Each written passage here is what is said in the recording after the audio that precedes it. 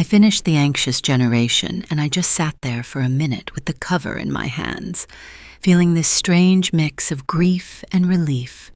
Grief, because a lot of what's in here explains things I've been watching happen in real time, and relief, because the book doesn't just say kids are broken, or phones are evil. It actually puts words and structure around something that's been blurry, like trying to name a smell in a room you've been living in for years. I picked it up because I kept hearing the title thrown around, and I'll be honest, I expected a familiar lecture. Social media bad, go touch grass, the end. But it didn't read like that. It read like someone trying to map a real problem without flinching, and that hit me harder than I expected. Under the surface, I think this book is really about one thing. We accidentally redesigned childhood during a very specific window of time, and we did it so fast that our bodies, brains, families, schools, none of us had a chance to adapt. And now we're living in the aftershock, calling it teen anxiety, like it's some mysterious personality trait instead of a predictable response to a new environment.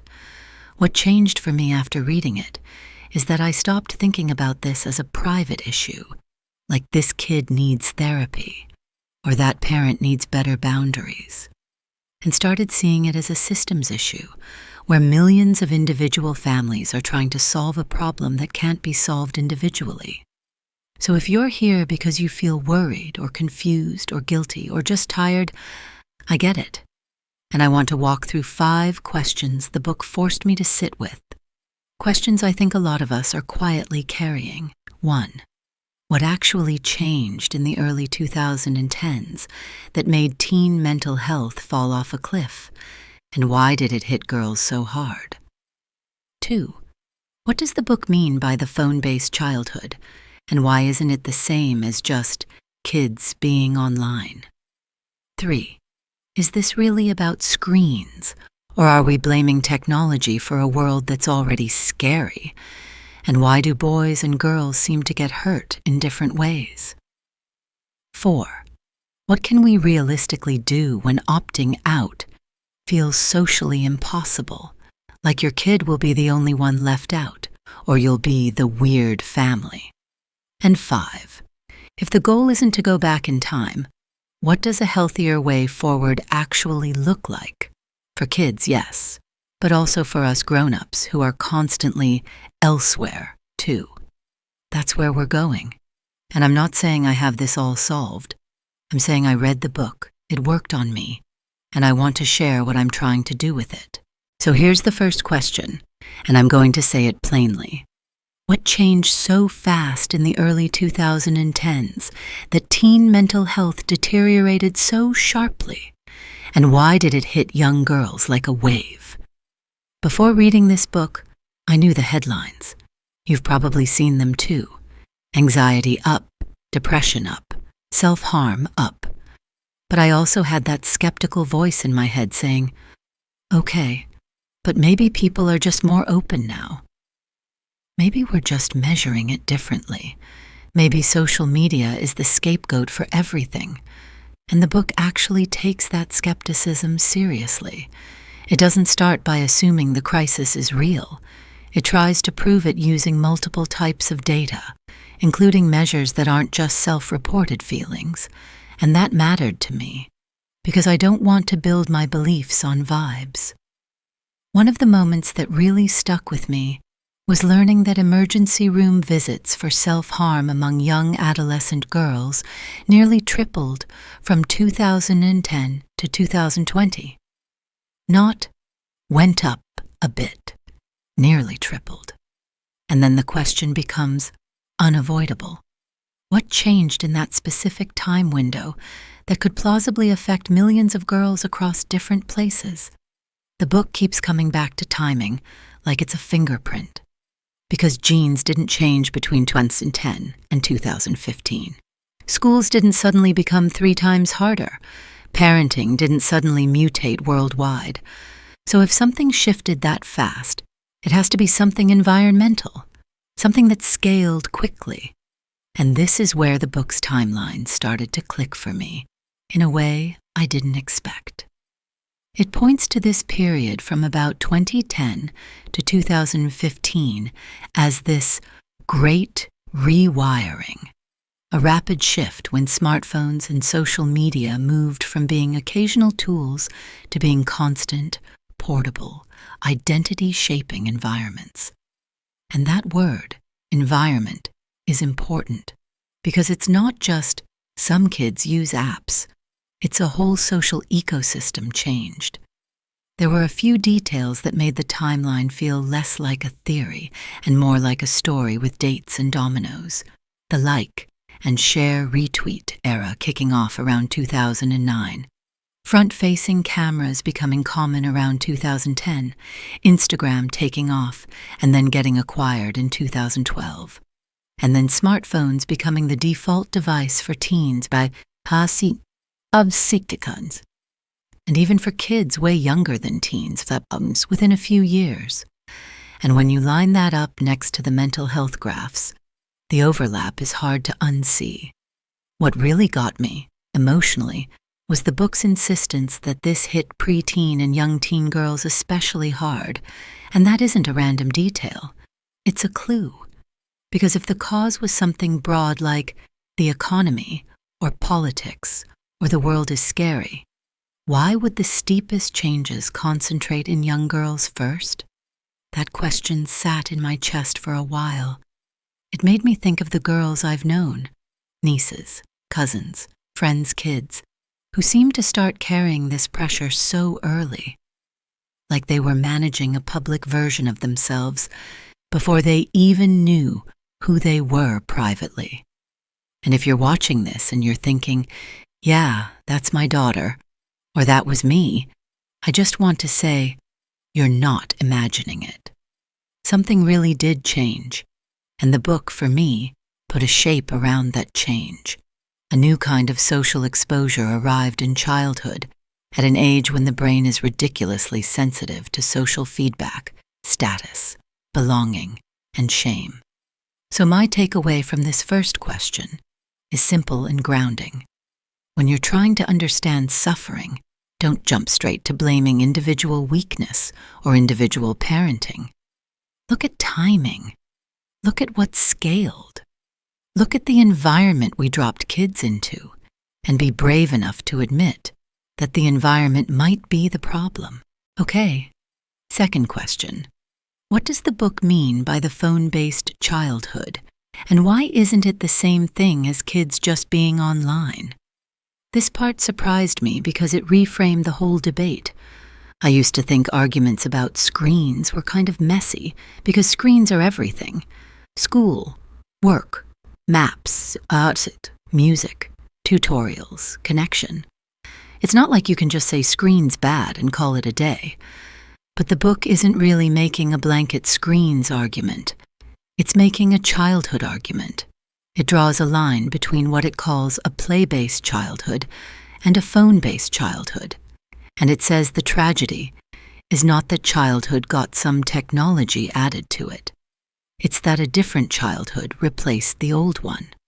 And once I saw it like replacement instead of addition, so much clicked. A play-based childhood is basically what humans and other mammals have always needed. Lots of time with other kids, face to face, in the same physical space, doing things that involve movement, negotiation, boredom, creativity, minor risk, and constant micro-repairs, like, you hurt my feelings. Sorry. Okay, let's keep playing. It's messy, and it's how you wire a nervous system to handle life. A phone-based childhood, on the other hand, is what happens when a child has a portal in their pocket that can pull attention away from the room they're in and into a social and entertainment universe that never sleeps, never ends, and never forgets. And the book argues that when that shift happened, it created 4 foundational harms. And honestly, I felt these in my body as I was reading because they aren't abstract. The first is social deprivation, less real-world time with friends, less face-to-face practice. The book talks about friend time dropping dramatically in the 2010s. Not just kids are busy, but a real collapse of hanging out in person. The second is sleep deprivation, phones in bedrooms, late-night scrolling, group chats that never stop, and the way puberty already shifts sleep patterns so teens are vulnerable even before you introduce a glowing casino in their bed. The third is attention fragmentation. Hundreds of notifications, constant pings, and the training of the brain to expect interruption every few minutes. And the fourth is addiction. The deliberate use of reward loops, infinite scroll, autoplay, streaks, and algorithmic feeds to keep kids engaged far longer than they intended. What made this section land for me wasn't just the list. It was the way I recognized my own life inside it. I'm not a teenager, but I know what it feels like to check one thing and wake up an hour later with my brain feeling fuzzed out. I know what it feels like to be with someone I love and still have a corner of my attention braced for the next vibration. And then I imagined being 13 with a developing brain and a social world that can reach you at any hour. And not just reach you, but judge you. There's also this line in the book about how being online almost constantly means that even when you're physically in class or at dinner, part of your mind is monitoring the social metaverse. That idea, being physically here but mentally scanning somewhere else, made me look at everyday moments differently. Like, how often do we think we're spending time together, but we're really just coexisting while our minds are split? So when people say, kids are still social, they're just social online, I get the instinct. But the book pushes back. Online interaction is not a full substitute for embodied, synchronous, face-to-face time, especially during the years when you're learning what a facial expression means. How to handle awkward pauses, how to read the room, how to tolerate being imperfect. And I'll add my own little realization here. Even if online socializing counts as social, it often removes the natural stop signs. In the physical world, you get tired, you go home, you cool down, you reset. Online, there's no closing time. There's just more. So the takeaway I ended this section with is one I'm still using. Don't just ask how much screen time. Ask what is the phone time replacing? And what is it doing to sleep, attention, and in-person connection? Because that's where the real cost shows up. Third question, and this is where my skepticism came back. Is this really about technology? Or are we blaming phones for a world that's already stressful? And why do boys and girls seem to get hurt in different ways? I want to be careful here, because I think it's easy to turn this into a culture war thing. Like one side says phones are destroying everything, and the other side says you're just nostalgic and panicking. The book doesn't feel like either of those. It feels like it's saying, yes, the world has problems. Climate, politics, violence, uncertainty. But the timing still matters. If the main driver was the world is scary, the mental health trend lines would be different. They'd rise gradually. They'd spike in obvious crisis years. They'd hit groups more evenly. But what the book lays out is a pattern that looks like a switch flipped in the early 20s with specific demographic clues, especially around young girls. That doesn't mean phones explain 100% of it. It means you can't wave them away as irrelevant. And I appreciated that the book acknowledges other factors, like how overprotective parenting and reduced childhood independence grew over time too. It's not a single cause story. It's more like two plot lines that collide. Kids got more restricted in the real world and more exposed in the virtual world.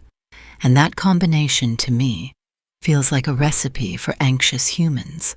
Less practice handling real-life challenges, and more exposure to social stress, comparison, and conflict that you can't escape.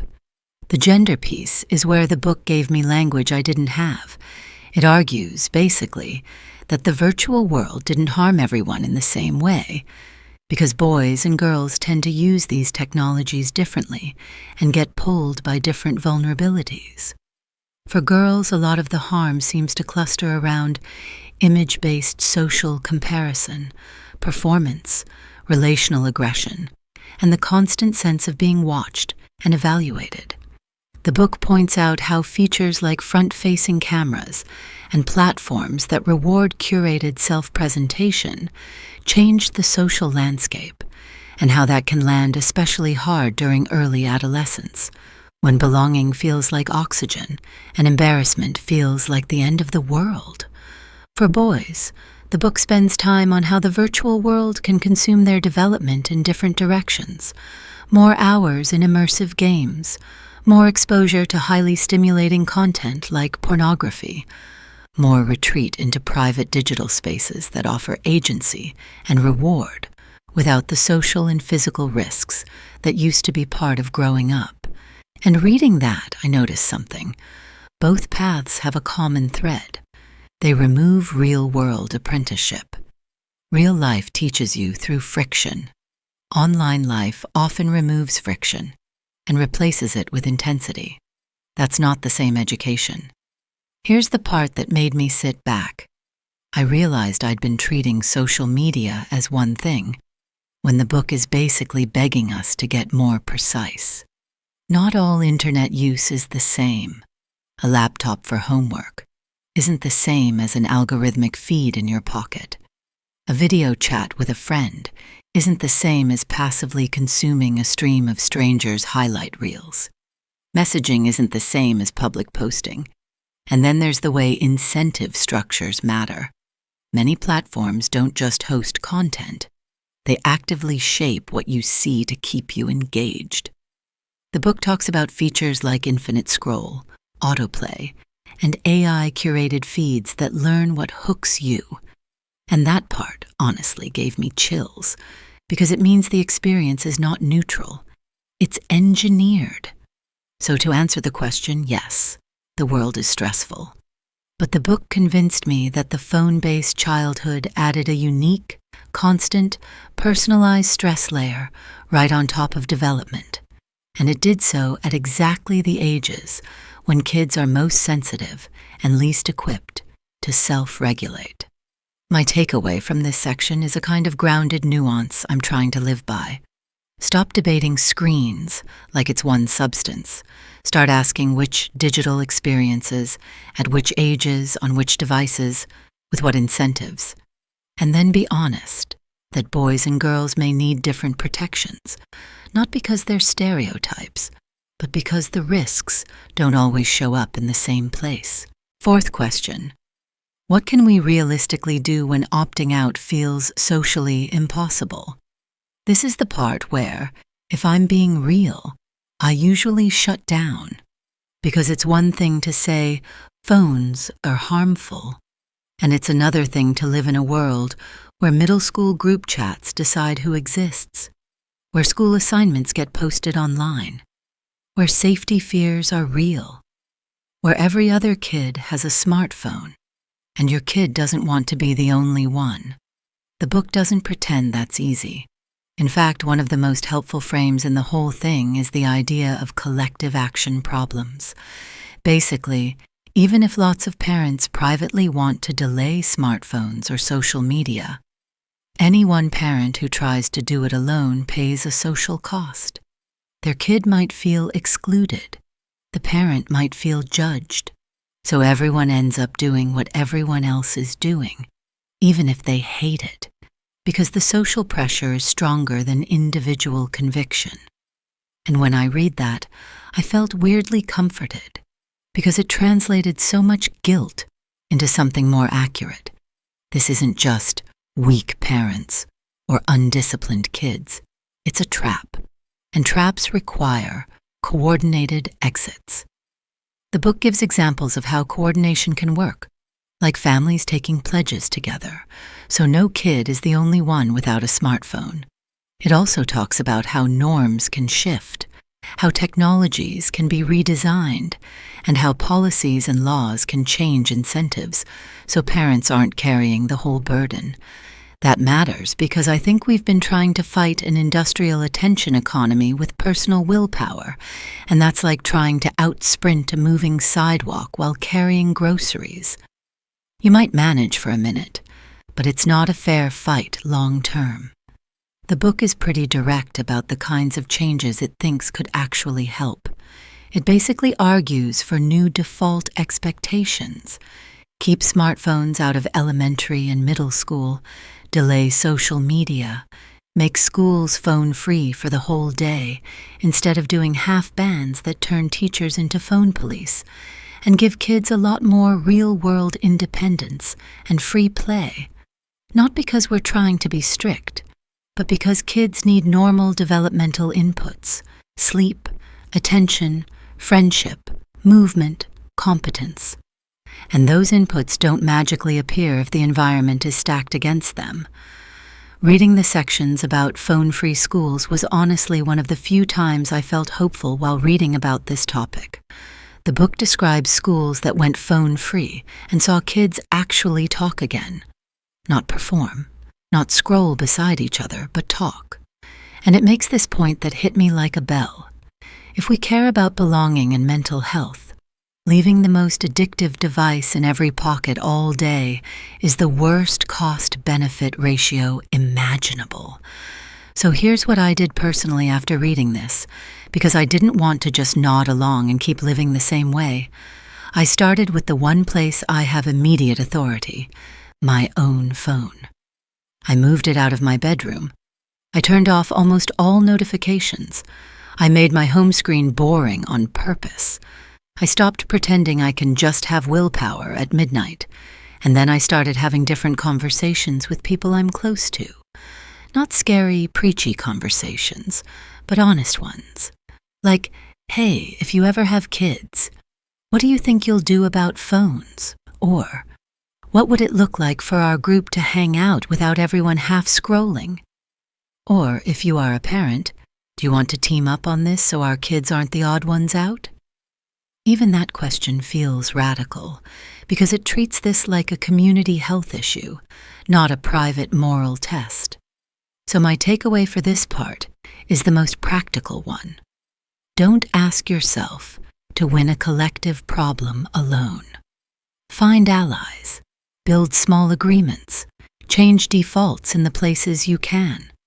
Bedrooms, dinner tables, carpools, classrooms, friend groups. You don't need perfection. You need coordination. Fifth question. And this is the one I've been holding until now because it's where everything gets real. If we're not trying to go back in time, what does a healthier way forward actually look like? Like, what are we rebuilding, not just removing?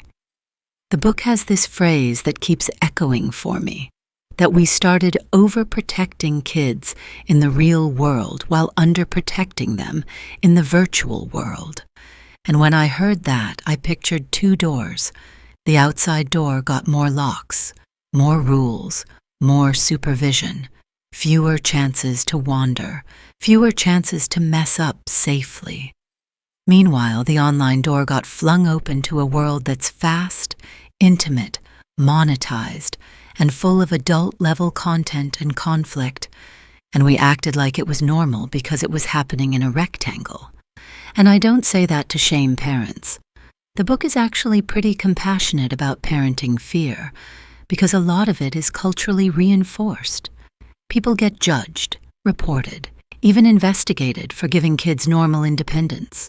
So the solution isn't parents, stop being anxious. The solution is, let's change the culture and the policies so childhood independence is allowed again.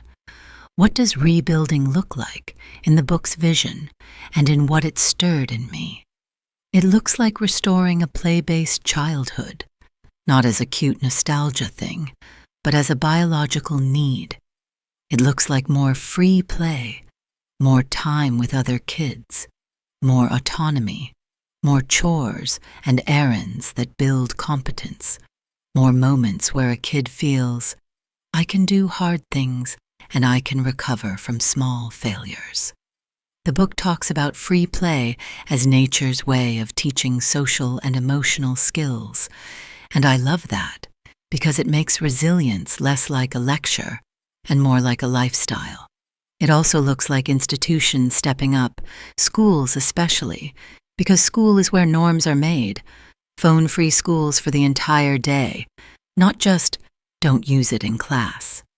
And more playful schools, longer recess, fewer rules that smother every risk, spaces that let kids negotiate and invent and move. The book even describes programs where kids are given this simple assignment: do something you've never done before on your own. Walk the dog, run an errand, make a meal. And the point isn't productivity, it's competence. It's proof. It's identity. And that's what anxiety erodes, the belief that you can handle life. So after reading, the question I started asking myself wasn't, how do we stop kids from being anxious? It was, how do we give kids repeated evidence that they can handle life? Because evidence beats reassurance. And here's the part where it came back to me personally, in a way I didn't expect. I realized that adults are living a mini version of the phone-based childhood too. We've got less boredom, less unstructured time, less presence, less deep attention, and more constant stimulus, more comparison, more low-grade agitation. So rebuilding isn't only for kids, it's for us. For me, rebuilding has looked like putting my body back into my life. Walks without headphones sometimes, conversations without a phone on the table, hobbies that require my hands, not just my eyes.